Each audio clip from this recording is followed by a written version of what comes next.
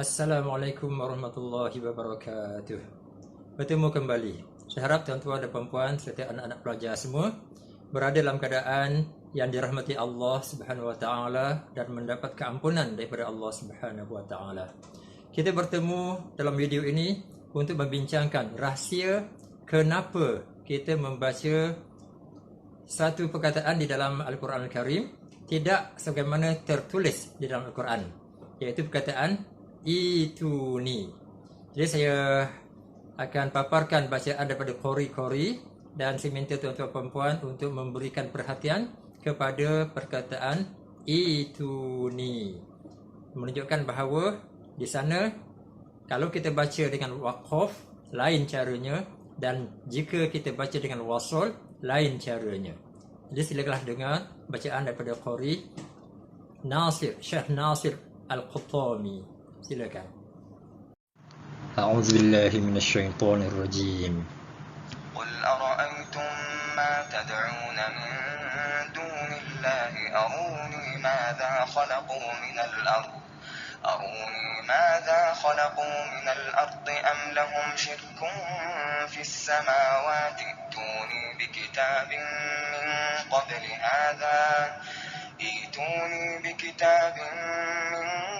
قبل هذا أو أثارة من علم إن كنتم صادقين. Kalimah ituni.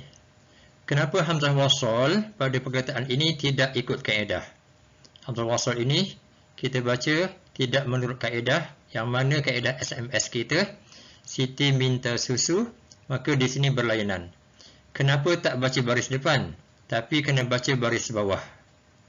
Kalimah itu, kalau ikut kaedah SMS kita, maka kena baca tu. Tapi hamzah wasal ini tak dibaca sebegitu.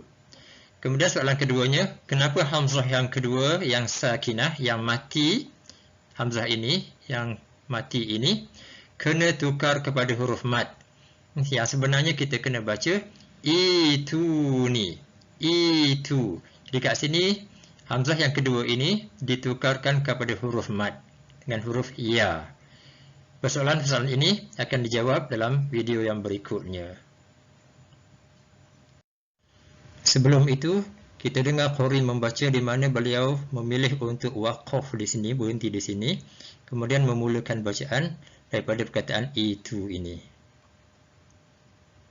قل أرأيتم ما تدعون من دون الله أروني ماذا خلقوا من الأرض أم لهم شرك في السماوات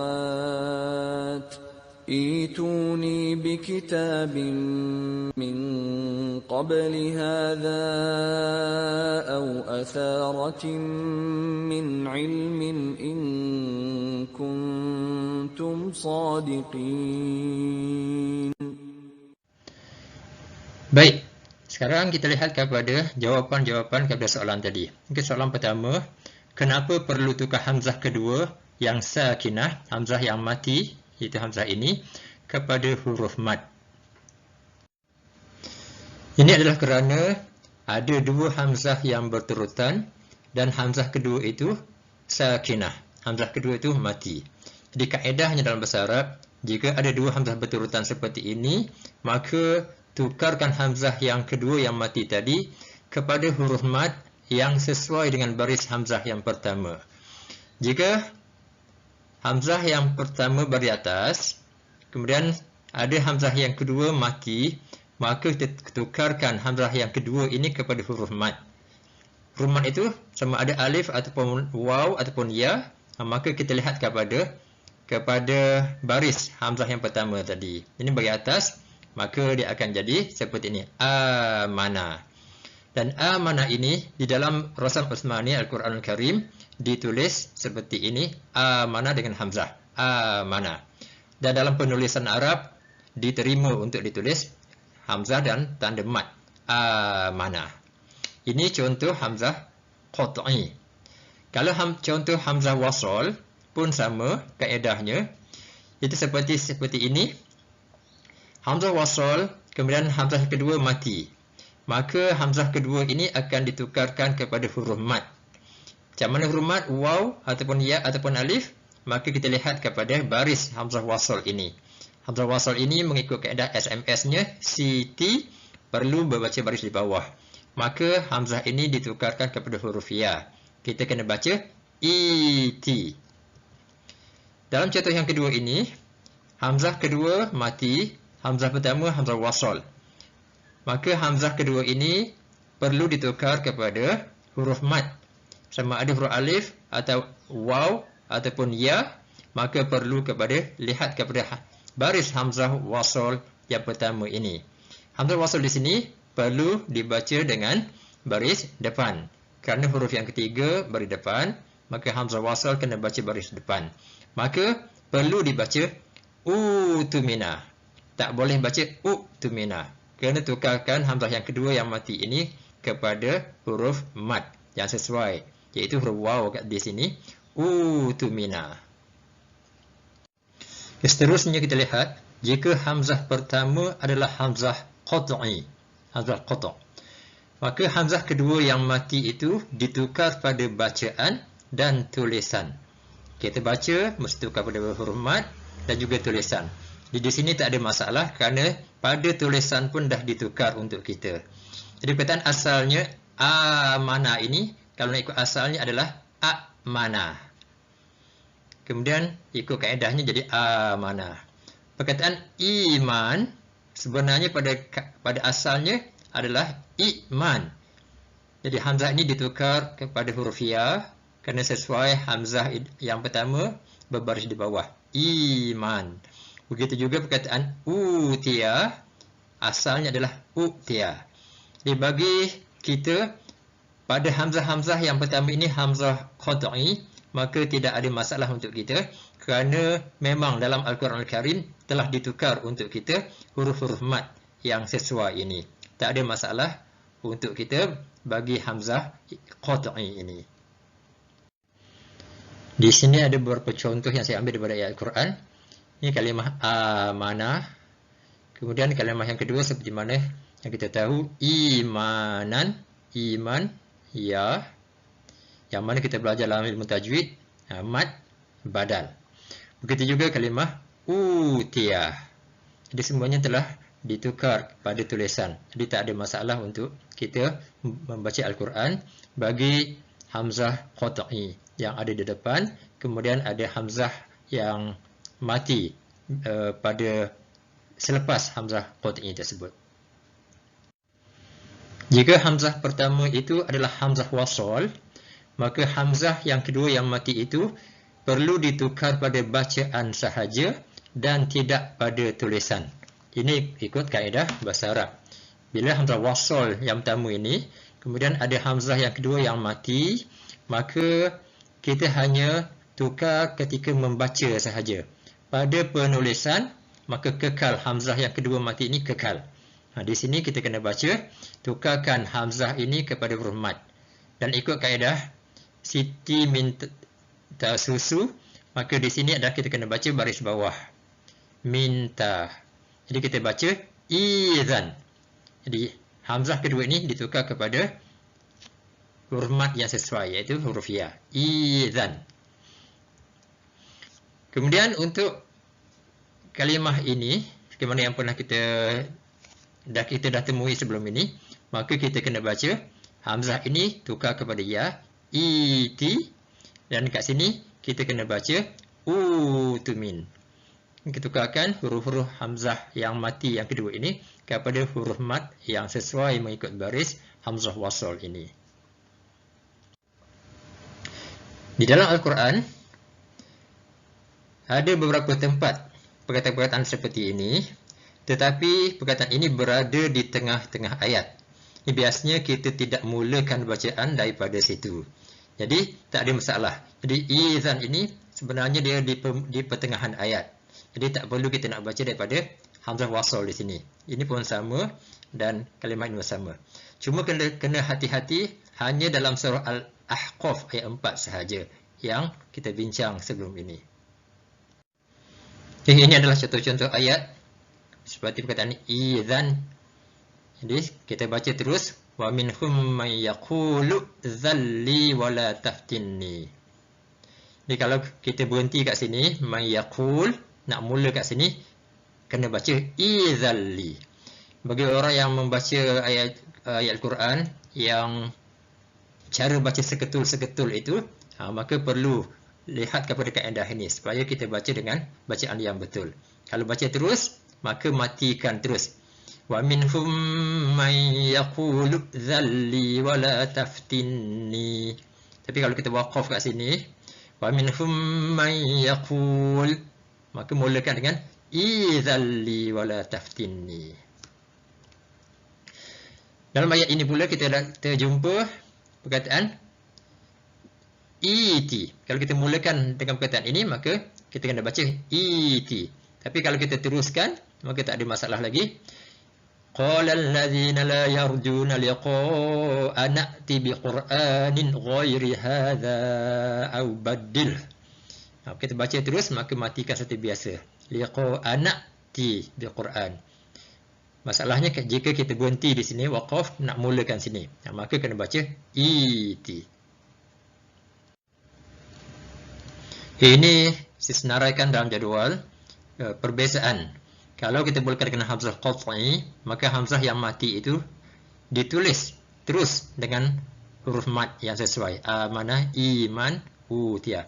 Tapi hamzah wasal, maka hamzah yang kedua yang mati itu kekal, tidak ditukar pada tulisan. Cuma pada bacaan perlu untuk kita sedar bahawa perlu untuk dibaca dengan huruf mad bagi huruf-huruf hamzah yang mati yang ada selepas daripada huruf hamzah wasal ini. Tayyib, alhamdulillah kita dah selesai soalan pertama. Kemudian soalan kedua, kenapa perkataan ini tidak ikut kaedah SMS? Siti minta susu. Kenapa dibaca baris di bawah? Hamzah wasal ini dibaca baris di bawah, tidak dibaca baris depan. Tak baca utu, tapi dibaca itu. Jadi kita lihat kepada sebab-sebabnya. Sebenarnya perkataan itu ni itu adalah kata kerja perintah, fi'lul amr. Fi'il amr dalam bahasa Arab, kalau untuk seorang seperti ini, contohnya kita sebut idhab, pergilah, idhab untuk seorang. Tapi kalau untuk ramai, kita kena tambah waw dan juga alif dari segi tulisannya. Dari segi bacaannya waw.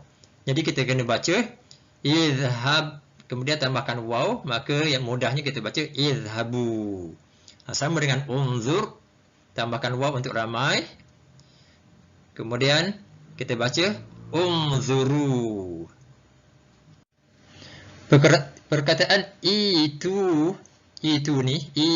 adalah untuk suruhan ramai. Dan pada asalnya untuk seorang kita baca iti. Ini untuk seorang. Maka kita tahulah hamzah wasal ini kena baca baris bawah kerana huruf ketiganya bagi bawah. Iti.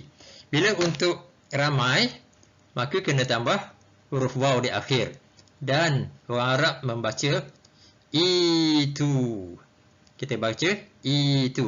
Jadi itulah rahsianya kenapa kita kena baca itu. Pada zahirnya tidak mengikut kaedah. Tapi memang sebenarnya dia mengikut kaedah yang asalnya kita baca iti. Jadi bila jamak untuk ramai, maka hamzah wasal ini kekal baris di bawah. Itu. Ini dalam Al-Quran yang kita bincang itu perkataan itu ni. Alhamdulillah, tuan-tuan dan puan dah tahu rahsia kenapa kita baca itu ni, walaupun dari segi tulisannya tidak menggambarkan cara bacaan kita. Kalaulah kita gabung daripada video yang pertama saya dahulu, cara membaca hamzah wasal semudah SMS, maka telah lengkaplah bagaimana kita nak membaca hamzah wasal. Cuma kita juga kena hati-hati dalam membaca Al-Quran ini. Kerana ada juga hamzah wasal yang tertentu yang berbeza sedikit dengan kaedah yang kita belajar. Contohnya, kalau kita mula bacaan pada perkataan ini dan juga perkataan ini dalam dua ayat yang berbeza ini. Okey, contoh kat sini. A'udzubillahi minasyaitonirrajim. Innamal masihu Isa ibn Maryam rasulullah. Katalah habis nafas di sini, kemudian kita nak sambung daripada sini. Baca perkataan ini, kemudian sambung Maryam Rasulullah wa kalimatuh hingga akhir. Jadi, bagaimana kita nak baca? Adakah kita nak baca ubnu atau bagaimana? Kemudian yang keduanya, ayat ini, A'udzubillahi minasyaitonirrajim. Wa qala fir'aunu ya Haman ibn li sarha. Katalah kita habis nafas di sini, kemudian kita nak sambung balik ayat ini bermula dengan perkataan ini. Jadi bagaimana kita nak baca? Adakah kita nak baca ibni li surhal ali sampai akhir? Di tuan-tuan berpendapat yang ni macam mana kita baca? Okay, ini bacaannya adalah ibnu. Kerana ini adalah kata nama dan bukan kata kerja. Dan di sini betul kita baca ibni kerana dia adalah kata kerja fi'il amar, kata kerja suruhan. Ibni ikut daripada kaedah SMS kita. Tapi untuk perkataan ini adalah kata nama, maka kata nama ini semua hamzah wasal berbentuk seperti ini kena baca baris di bawah. Jadi kalau kita nak mulakan ayat selepas habis nafas di sini, nak sambung balik, bacalah Ibnu Maryam Rasulullah wa kalimatuhu alqaha hingga akhir. Dia kenal hati-hati dalam beberapa perkataan seperti ini dalam Al-Quran Al-Karim.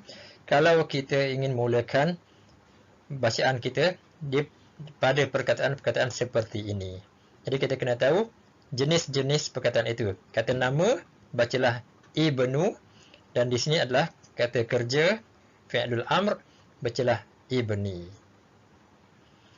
Dan setakat ini dahulu, dan insya-Allah kita akan lihat kepada bab-bab yang lain pula dalam ilmu tajwid. InsyaAllah bertemu lagi. Ila liqa. Assalamualaikum warahmatullahi wabarakatuh.